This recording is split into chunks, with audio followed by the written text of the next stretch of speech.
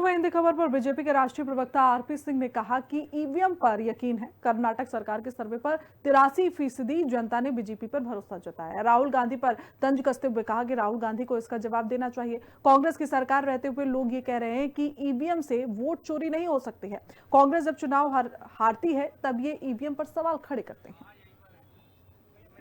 Bharatiya Janata party के राष्ट्रीय प्रवक्ता आरपी सिंह मेरे साथ बातचीत करने के लिए मौजूद हैं। सर, कर्नाटका में एक सर्वे निकलकर सामने आया जिसमें कहा गया है कि ईवीएम से वोट चोरी नहीं हो सकती। इसको आप कैसे देख रहे हैं? ये अब इसका उत्तर तो राहुल गांधी को देना चाहिए। उनकी खुद की सरकार, उनकी सरकार के रहते हुए वहां पर सर्वे हो रहा है जिसमें लोग इलेक्शन कमीशन पर अपनी आस्था जगा रहे हैं, बता रहे हैं और कह रहे हैं कि वोट चोरी नहीं हो सकती ईवीएम के माध्यम से। अब ये बार बार हल्ला करते हैं वोट चोरी का। असल में क्या है कि जब चुनाव हारते हैं तो किसानी बिल्ली खम्मा नोचने के लिए स्थिति में होते हैं, इसलिए ईवीएम पर हल्ला करते हैं, जहां वोट चोरी वोट के ऊपर प्रश्न उठाते हैं, जहां प्रोसेस पर प्रश्न उठाते हैं। अब बिहार के चुनाव हुए 45 दिन हो गए, इन्होंने कोई एक भी चिट्ठी इलेक्शन कमीशन डाली नहीं। अब ये बिहार पे हल्ला करेंगे फिर से। असल में क्या है कि उनका नेता नहीं है, उनका कोई नीति नहीं है, इस कारण से वह चुनाव हारते हैं और ईवीएम पर या चुनाव आयोग पर ठीकरा फोड़ते हैं। ये सर एसआईआर को कभी एनआरसी कह देते हैं, कभी कह देते हैं अरे तो सरकार करा रही है।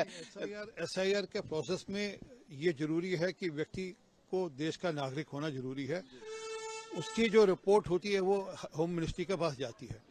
जो देश का नागरिक नहीं है उसके खिलाफ होम मिनिस्ट्री अपने हिसाब से कार्रवाई करेगी, परंतु एसआईआर के प्रोसेस के अंतर्गत ही बिहार में चला हुआ ठीक हुआ। आज बंगाल में एसआईआर हो रही है, लोगों ने उसको मान्यता दी। और तेलंगाना के चुनाव से पहले तब के मुख्यमंत्री ने मांग की थी कि उनके यहाँ वोटर लिस्ट की जांच होनी चाहिए। उन्होंने कोई अभिषेक मनु सिंह के साथ प्रेस कॉन्फ्रेंस करी थी जिसमें कहा था कि 78 लाख वोट नकली हैं और 22 लाख वोट जांच के बाद 22 लाख वोट नकली पाए गए, काटे गए। तब रेवंत रेड्डी ने स्वागत किया था।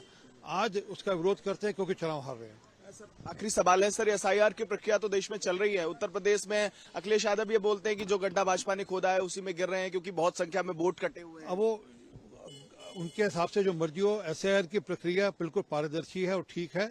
उसके अंतर्गत जो लोग वोटर नहीं है वो उनका वोट कटेगा और जो लोग वहां से शिफ्ट कर चुके हैं उनका वोट कटेगा और जो लोग नए आए हैं या जो लोग नए वहां पर जन्मे हैं, जो 18 साल जिनकी ऊपर उम्र हो गई है, उनका वोट बनेगा।